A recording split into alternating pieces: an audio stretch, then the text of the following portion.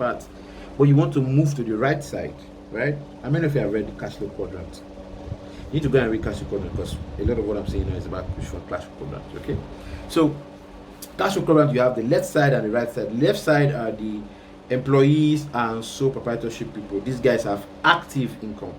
The right side are the business guys and the investors. These guys have passive income, right? So the employees and the sole proprietorship guys will not earn if they don't work. These other guys on this side will earn whether they work or not.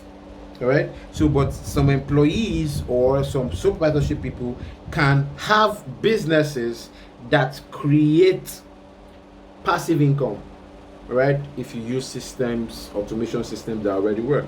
So let's say you sell an ebook, for example, on your site, your website, right? You created an ebook.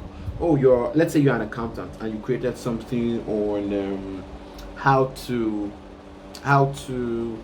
manage your small business finances, or how to do accounting for your small business, and you have like an ebook or a video training or something, and it's on your site, all right, and people just go pay on your site and download it. You don't need to do anything. That is strictly passive, all right? It is happening whether you are awake or not, all right? So that is a system that can work. So as much as possible, employees or business people want to go to that sort of system, all right, where well, that's what I want to do. That's the freedom we're talking about. You have a situation where you have time to do whatever you want to do, but you are still able to earn, all right, and make some money. And the money, okay, my definition of wealth is, there's this guy called Buckminster Fuller.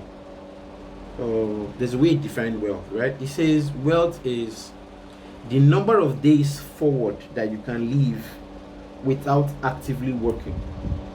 So the sole proprietorship guy and the employee guy, if you stop working, right, how many days can you live on what you have saved or what your investment returns, right?